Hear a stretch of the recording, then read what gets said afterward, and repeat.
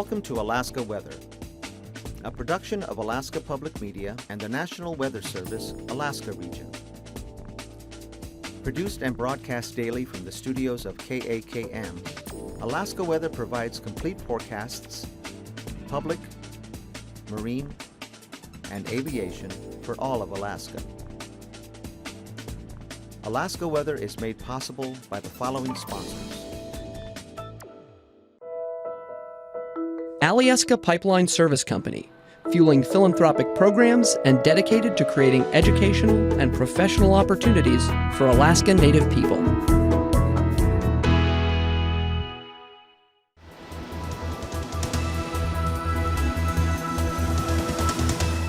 The National Weather Service.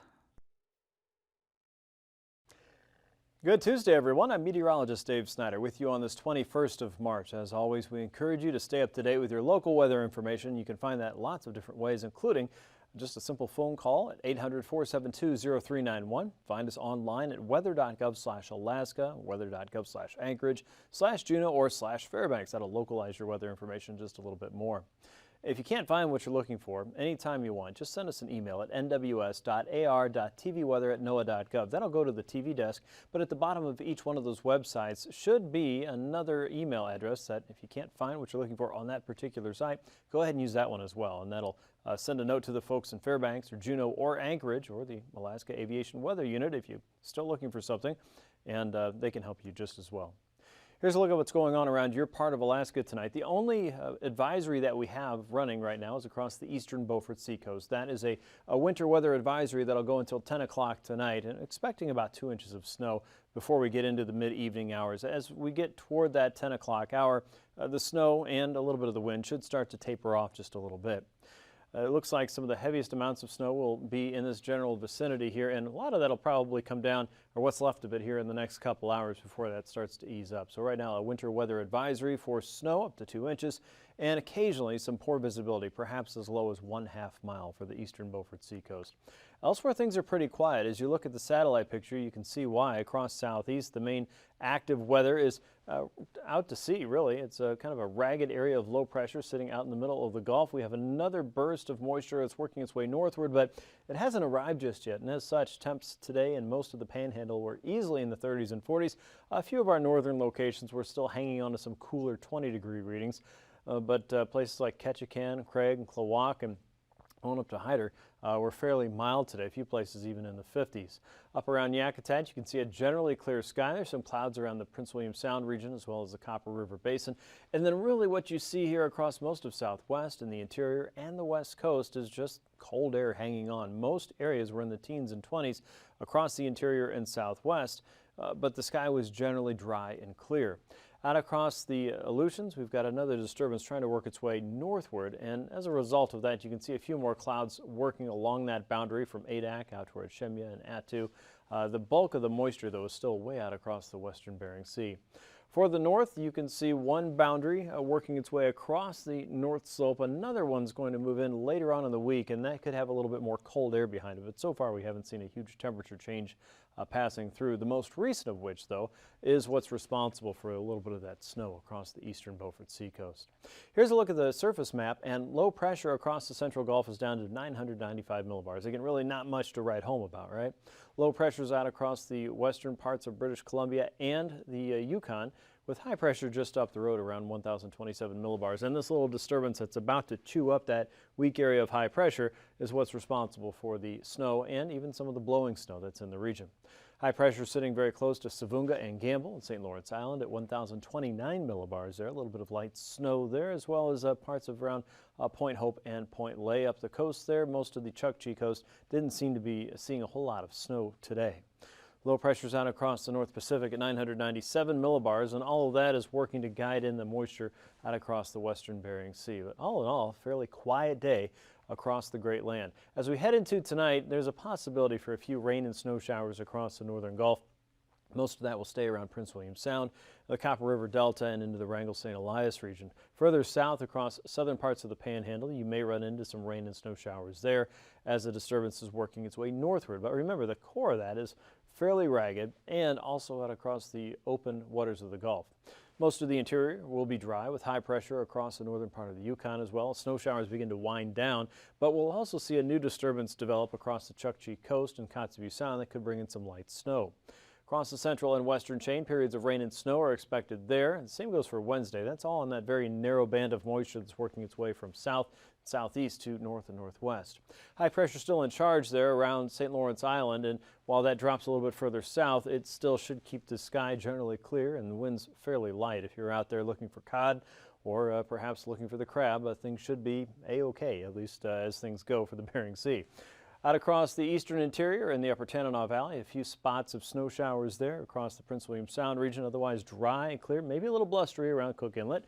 And the Barren Islands, of course, will take the brunt of that wind. Across southeast, periods of rain will work their way up from south and southeast. Low pressure moves a little bit closer to land in Haida Gwaii at 997 millibars by Thursday. That's dropping southward again, but we still have kind of a widespread area of generally light rain and snow showers across parts of southeast with a better chance of rain south of Cross Sound to Sitka all the way out toward the Dixon entrance. North along the Lynn Canal and into Haines and Skagway, that'll likely mix in with rain and snow, especially as things cool down in the afternoon. Across the eastern and central interior, generally dry conditions there from Norton Sound and Unalakleet all the way in toward Cape Newenham, King Salmon and Dillingham. You're looking fairly good, as well as Naknek and Eek and Ikagik. And high pressure, they're just south of St. Lawrence Island. Not too bad, but you can see that it's grabbed a chunk of colder air and is pushing that down toward the Chukchi coast, and that will reinforce a better chance for some light snow, as well as areas along the eastern Beaufort Sea coast, seeing that a little bit later on in the week. So things are still active up north, even while many in the interior and southwest have been fairly quiet. Now look at the nice day our friends in southeast had today. 40s for many locations, from Sitka at 43 all the way up toward Juneau and the capital city, closer to 40 degrees there. Upper 40s, even some 50-degree readings I saw today down across southern parts of southeast. Looks like Ketchikan was close to 40 degrees. 48 in Hyder. As you head northward out toward Gustavus, saw temps there in the upper 30s to nearly 40 degrees, 41 around Yakutat, 30s and 40s around Prince William Sound, 27 in Anchorage today. Homer and Seward were both in the lower 30s. It was 34 in Talkeetna, 22 in Glen Ellen and around the Golconda area, 9 degrees above zero in Fairbanks, so a nice change there. 17 above in Eagle. It was 12 above in Fort Yukon with 3 degrees in Anaktuvuk Pass. Single digits, mostly the rule there from Barrow eastward all the way out toward Kaktovik, Prudhoe Bay, and Dead Horse. At Kasuk, a little bit on the cool side at 2 o'clock, 1 below there. As you get down toward Kivalina, it was 12 below, 6 below in Kotzebue, warmer still in Shishmaref at 0, 3 in Nome, 0 in Unalakleet, 13 in Galena, 12 around Russian Mission, 10 in Bethel, 23 for Makoriak and Nunivak Island, 12 around Savunga today. Bristol Bay temperatures were in the teens and 20s. Lake Iliamna at 10 degrees, above freezing for both ends of Kodiak Island. Teens and 20s for a large part of the Alaska Peninsula. Once you get south of Sand Point, temps were generally in the 20s and 30s today, right at the freezing point, maybe just a hair on the cool side. And mid to upper 20s for St. Paul and St. George, with Adak and Atka hovering close to 40 degrees for a large part of the day and 39 out at Shemya. Now, overnight low temps will stay in the 30s for most of the chain, and the Alaska Peninsula will be a little bit cooler. Single digits, teens and 20s there, 27 in Kodiak. Single digits around Valdez today and tonight, 13 in Anchorage. 20s and 30s for most of southeast. Once you get up to the middle Tanana Valley, it's going to be much colder. 14 below there in Fairbanks tonight, 18 below in Fort Yukon, anywhere from 10 to about 20 below for the eastern and central Beaufort Sea coast. Chukchi coast down around Wainwright, 5 to 10 below. Kotzebue Sound temps about 0 to 10 below, 9 below in Nome. And Norton Sound looking at 5 below with 10 below in Galena. Bristol Bay temperatures in the single digits as well. High temps tomorrow in the 20s for most of Bristol Bay. King Salmon about 20, 35 in Kodiak. South Central in the upper 20s to close to freezing, and places like Talkeetna could go past it. Southeast, you're expecting highs back in the lower 40s tomorrow. Sounds wonderful. 16 degrees in Fairbanks, 15 at Fort Yukon. And up north, you see temperatures are still in the single digits. A few places around Prudhoe Bay and Dead Horse, if you're working up there in the next couple days, will be cold. Look for sub-zero readings for at least tomorrow. And in Kotzebue Sound, low teens there. Norton Sound temperatures slightly milder. And the southwest and YK Delta, looking at temperatures in the teens to upper 20s. St. Paul 28, Savunga 19. On to flying weather. IFR conditions are expected along the Chukchi coast, Kotzebue Sound, and into places around St. Lawrence Island. Norton Sound temperatures will be a little bit on the cool side, and with that we expect MVFR conditions to start. Look for IFR along the Yukon Valley all the way up from the coast to almost Eagle, and in the Copper River Delta and eastern parts of the Alaska Range. Out west you can see hit and miss IFR across the chain from Kiska all the way out into the central chain around Adak and Atka by the afternoon, and IFR lingers around the Kobuk and Noatak valleys in the upper end as well as areas north of Kivalina. Here's a look at our pass conditions. Then Anaktuvik and Adigan Pass tomorrow look to be okay. VFR conditions will say Lake Clark and Merrill Pass should shape up to be okay for most of the day. But once you get around to Rainy Pass and head over to the western side of that, you'll probably run into MVFR through a large portion of the day. And the same goes for Windy Pass on the north side. Watch out for MVFR there. The south side looks pretty clear.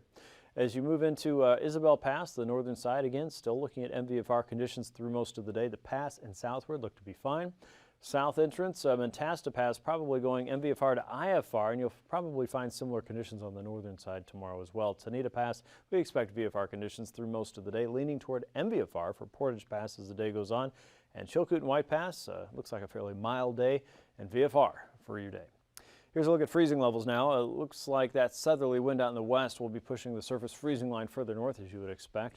Aloft, it's hard to find a whole lot of warm air that's in the general vicinity right now. Some of that's south of the chain, and you can see some warmer air is also trying to creep its way back up across the southern parts of southeast. Otherwise, everything is sub-freezing for most of Alaska at this point. Icing potential below 8,000 to above 3,000 feet across southern and central parts of southeast tomorrow. That'll be light to isolated moderate around Prince William Sound and into parts of the Matanuska Valley, as well as the eastern and northern sections of the Kenai Peninsula. Again, above 6,000, and then a little bit higher out west, above 7,000 feet. Again, for light to isolated moderate.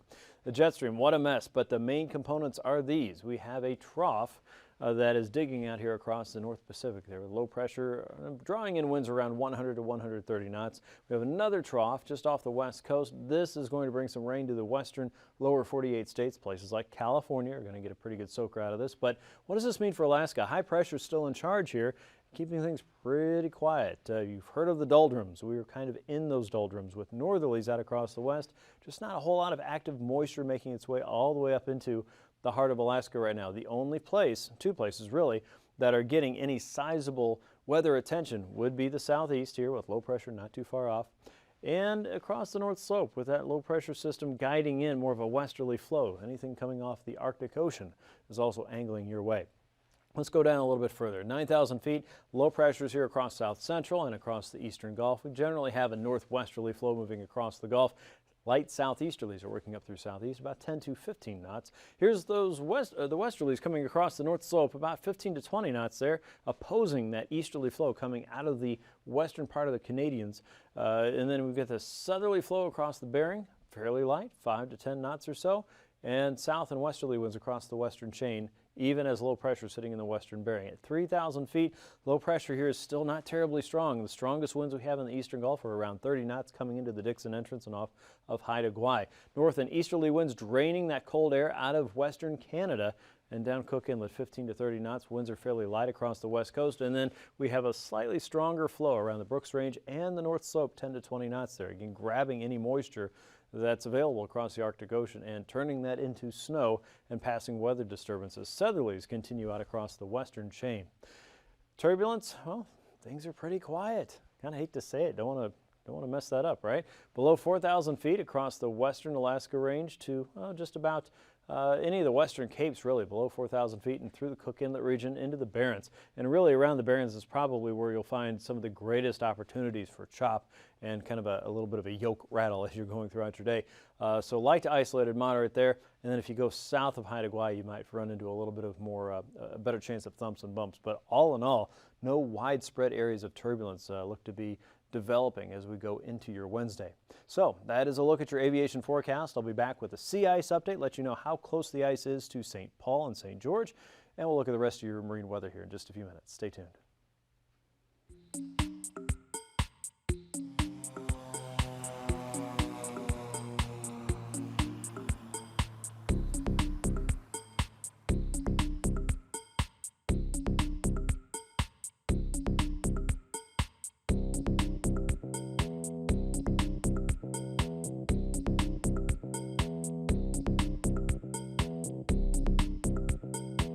Hi, I'm Dr. Jessica Cherry. And I'm Forrest Kirst, a commercial pilot. And today we're going to talk about an experiment we're doing using a small aircraft where we've mounted a sensor package to the aircraft to measure temperature, humidity, and pressure, as well as elevation and longitude and latitude of the airplane. And with the package, we're going to sample the local winter inversion here in Fairbanks, Alaska. And an inversion is where you have the surface atmosphere that's closest to the land is colder than the atmosphere above it, which is the opposite of normal conditions throughout the year throughout North America. Forrest, maybe you could tell us more about how a pilot experiences an inversion during the wintertime. On the ground during our pre-flight, it's very cold out this morning. It's minus 28 centigrade, which is about minus 30 degrees Fahrenheit. So doing our pre-flight, it's extremely cold, hard on the airplane, hard on the people. For flying at the colder temperatures for doing these experiments, we're somewhere between minus 20 and minus 40 degrees. So we have to dress for that temperature inside the airplane as well as when we're outside of the airplane. When we're doing our pre-flight, we have to be extremely careful not to damage the plastic parts on the outside of the airplane. Extremely careful not to touch the metal parts with our fingers because we'll get contact frostbite. And we have to be real careful just with everything because it's just so cold. We have to dress as if we're going to be outdoors the whole time, and we use the aircraft heater to make it comfortable in our clothes and so we can see out the window. When we get the airplane running and we do our takeoff roll, we have increased engine performance and increased lift because of the colder, denser air. So we get off the ground earlier and have a better climb rate. When we reach the inversion layer, quite often the windows will fog up. The airplane's performance will decrease slightly because it's warmer air, produces less lift, and it produces less power from the engine. When an inversion is present, air doesn't move anywhere, especially it doesn't want to move up. And so the classic look there is the steam out of the power plant or automobile exhaust, any kind of wood smoke or such, will come out of a chimney and then just flatten out and not move up. And if it moves horizontally at all, it's very slow, just creeping along. When you see that kind of lack of air movement, especially when there's clear skies, the sun is maybe low on the horizon, that is an inversion day in interior Alaska. The reason it is so cool in the far north during winter is that the incoming radiation is at such a low angle. Now, as the atmosphere begins to cool in late fall, we start to get snowfall, which causes the land surface to be white, and light colors reflect incoming radiation right back, which causes additional cooling. And it's the reason we have a persistent inversion from late fall through early spring here in Fairbanks. To get a radiation inversion to form, you need clear or mostly clear skies. You need no wind or very little wind down at the surface. And you need to have the sun under the horizon or high noon in December such that even if the sun is up, it's so low it doesn't really feed in any energy. When those three things happen, you lose heat to space from the surface of the Earth, but you're not getting any new heat in, and you get a very cold layer of air hugging the ground, cold, dense air that just lays down in the bottom of the valley. That's the classic radiation inversion setup. So as we do our experiment with the aircraft, we're going to use a similar instrumentation package as is mounted on the standard weather balloons. We're going to measure temperature profiles, relative humidity, and pressure. And we're also going to tie the sensor package into a GPS unit, a global positioning system unit, so we know where the aircraft is located relative to the topography. So now I want to tell you about the instrument package that we're using on the aircraft. First of all, we use a NiCad 12-volt battery to power the data logger and the instruments.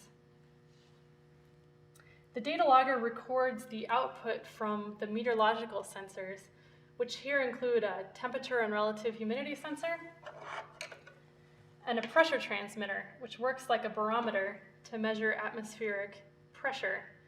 This particular one is going to plug into the static port in the aircraft, which also helps power some of the aircraft instruments. Finally, we have the Global Positioning System computer, which measures the latitude, longitude, and altitude of the aircraft. This one has an accuracy of about 10 meters, which is perfectly fine for what we're trying to do here. Here's a picture of our temperature and relative humidity sensor installed on the aircraft. So this is an FAA-approved plate here mounted to the window. And we want the temperature sensor mounted towards the aft of the aircraft so we don't get air rushing in and it has a chance to equilibrate to the environmental conditions. And then finally, our pressure sensor is connected to this static port in the airplane, which again just measures the ambient pressure of the atmosphere where it hits this little hole in the plane. That's piped back into our pressure sensor inside. So one of the things that we're going to go out and do today is that we're going to attach the sensor package to the aircraft, and then Forrest is going to take off from Fairbanks International. To get repeatability for the data, we flew in and out of Fairbanks International, Nenana Airport, Ladd Army Airfield, and Eielson Airfield. So we do a very slow climb up through the inversion layer, climbing at about 100 feet per minute. Just a very slow climb to the top of the inversion, find out where the ceiling is, and then once we're at the ceiling of the inversion, we do very slow porpoising up and down through the inversion to see if it's stable, if it's got different characteristics throughout it. Then we get to the next airport and we do a very slow descent into the airport at about 100 feet per minute, all the way to the ground.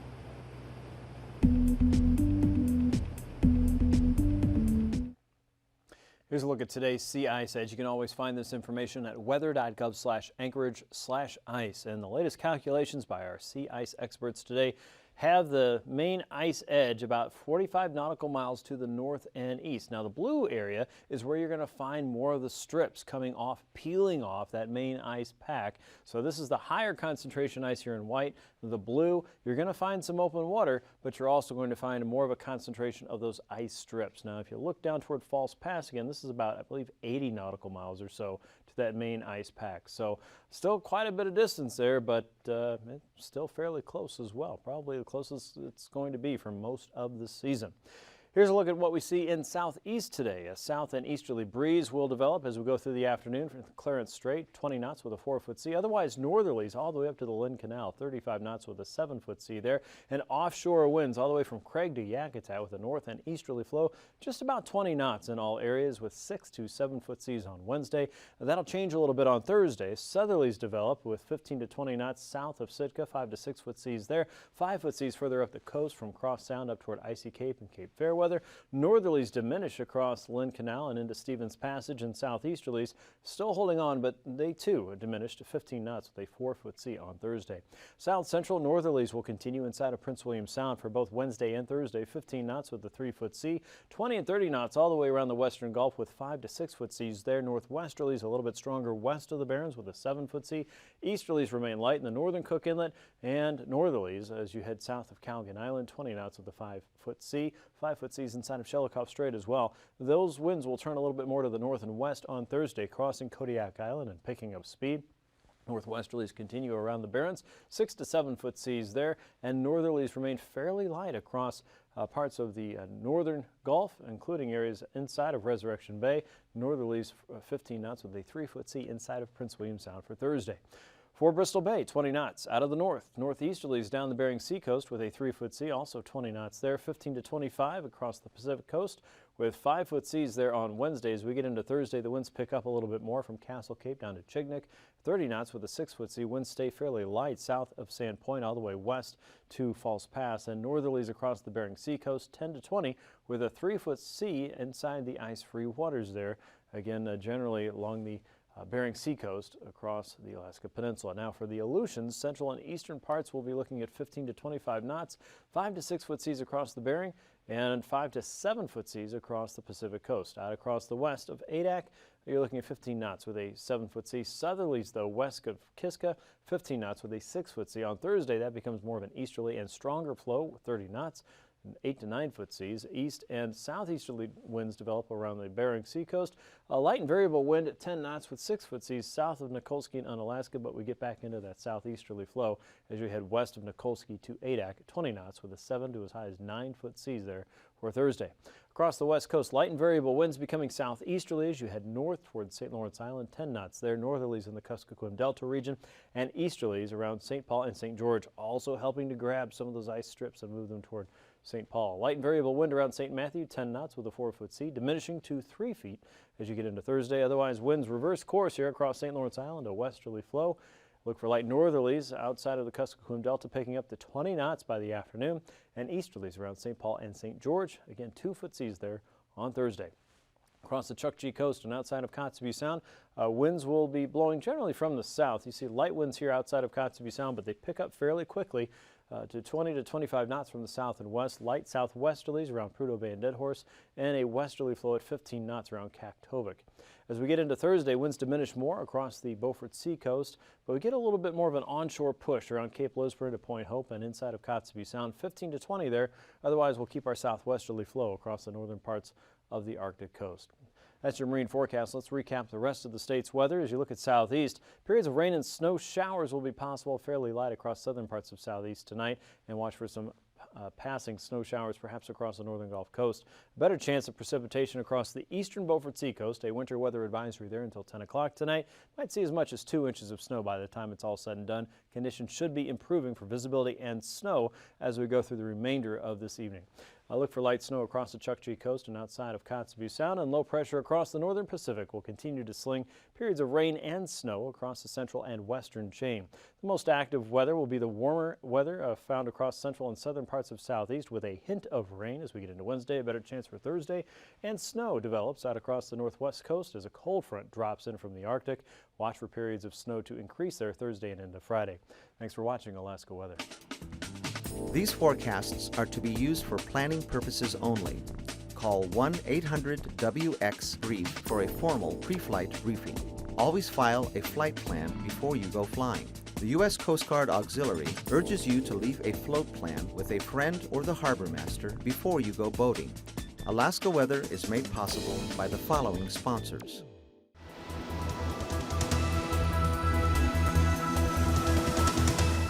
The National Weather Service.